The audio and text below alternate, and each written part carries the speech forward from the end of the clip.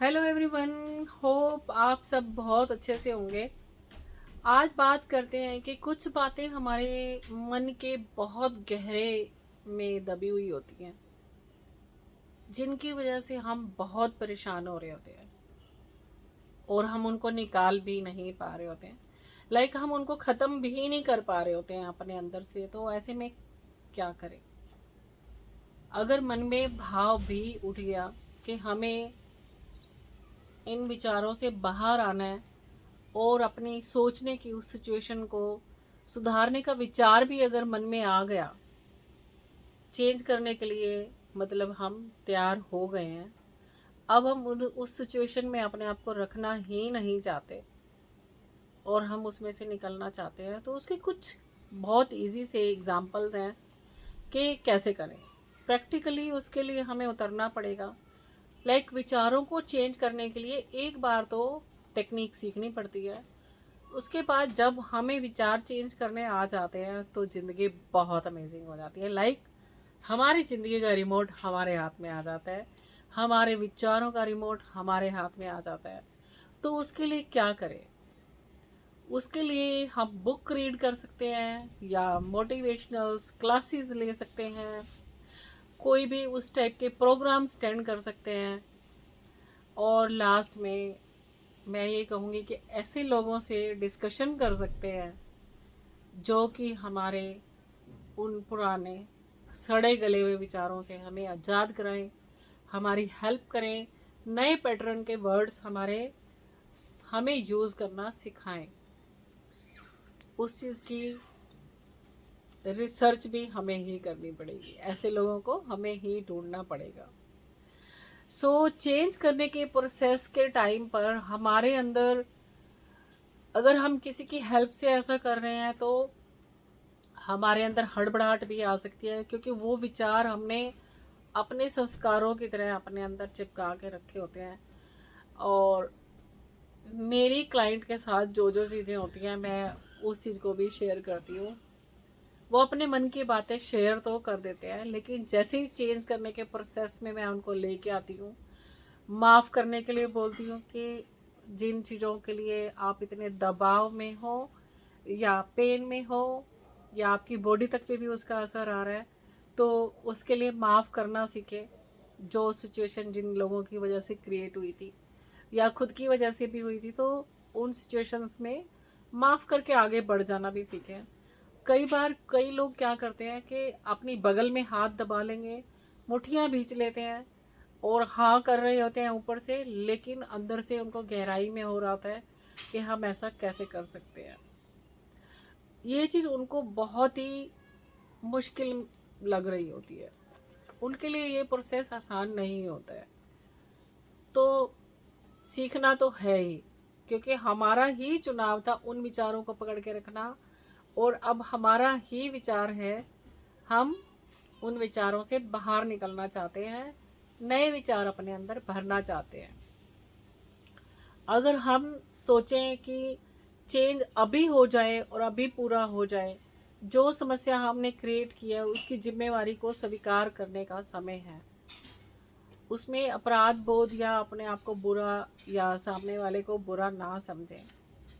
जब हमारे अंदर की शक्ति यह बात स्वीकार कर लेती है तो हमारे विचार हमारे अनुभव को बदल देते हैं। हमने अनजाने में अपनी एनर्जी को ऐसी स्थितियां उत्पन्न करने के लिए इस्तेमाल किया जिसे हम इस्तेमाल नहीं करना चाहते थे। हम भी तो वो नेगेटिविटियां अपने अंदर नहीं रखना चाहते थे, लेकिन अनजाने में ही हमने वो नेगेटिविटियां जो सामने वालों ने दी, हमने कई सालों तक अपने अंदर संभाल के रखी है। तो अब निकालने का काम भी हमारा ही है। हम नहीं जानते थे उस टाइम कि हम क्या कर रहे हैं, हम क्यों बार बार उन विचारों को पकड़ के बैठे हैं जो मीनिंगलेस है, जिन्होंने उस टाइम तो पेन दिया लेकिन अब तो मीनिंगलेस ही है।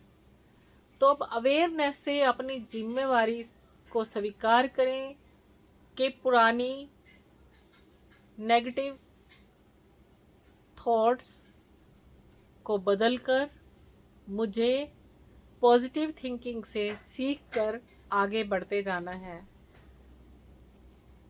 इस चीज़ को करना हमें ही है। मैं बोलती हूँ उनको कि अगर आप माफ़ कर रहे हैं, मेरे कहने पर माफ़ कर रहे हैं, सिर्फ बोलने से माफ़ करना माफ़ नहीं होता है।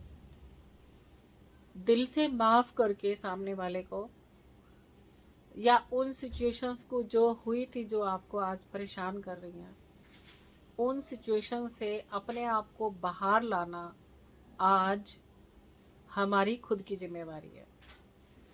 उस सोचने वाले पैटर्न को चेंज करना हमारी जिम्मेवारी है। वो विचार हैं, विचारों को बदला जा सकता है। विचारों को पकड़ के रखें या विचारों को बदल लें, इससे हमारा ही नुकसान है या फ़ायदा है कि हमें देखना है। जब तक हम अंदर से माफ़ नहीं कर सकते,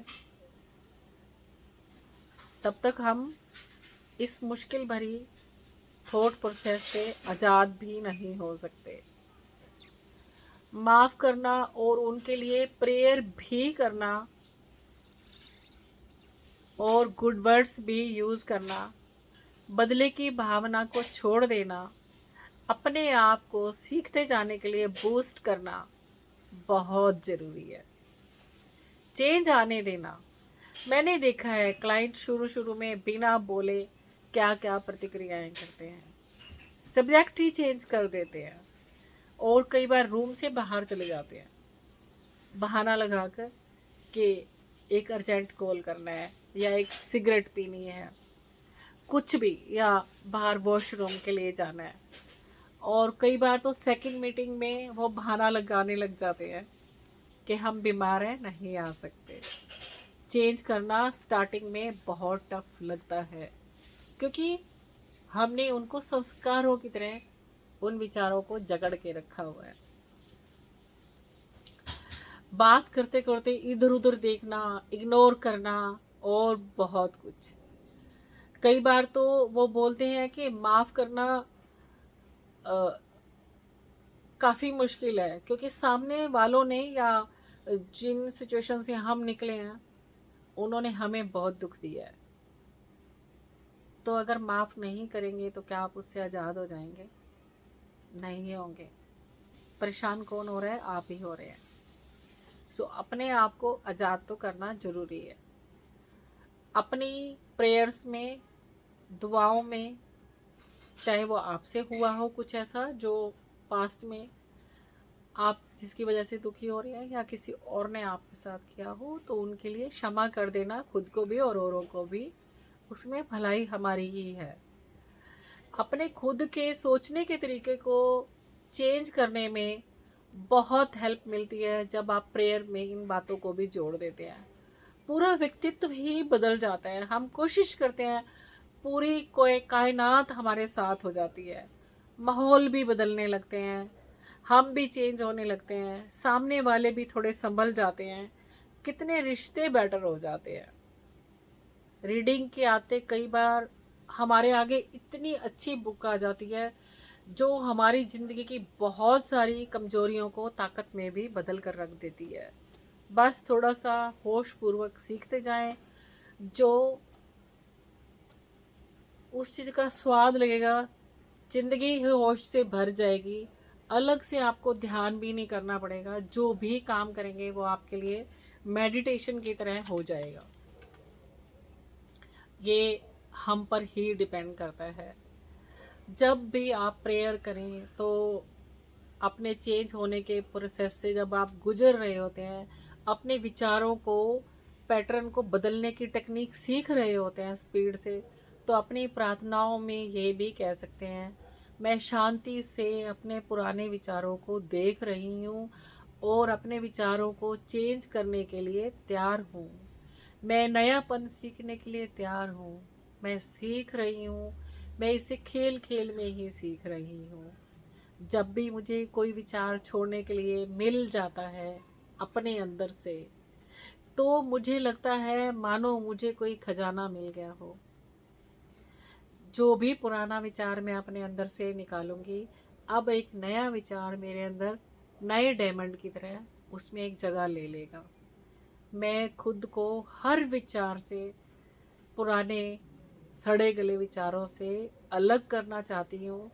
और मैं महसूस करती हूँ कि अब नए विचार, पुराने विचार मुझसे ज़्यादा शक्तिशाली नहीं हैं। नए विचार स्वीकार करना मेरे लिए ऐसे है जैसे आनंद का उत्सव हो। मैं अपनी दुनिया में, अपने सोचने की दुनिया में सबसे शक्तिशाली हूँ। किसी दूसरे के विचार, हर टाइम मैं उनके विचारों पे ही नहीं चल सकती। मैं बहुत शक्तिशाली हूँ। मैं उस परमात्मा की एक ऊर्जा हूँ। मैं भी उसी का एक हिस्सा हूँ। इस अनंत शक्ति का धन्यवाद करती हूँ।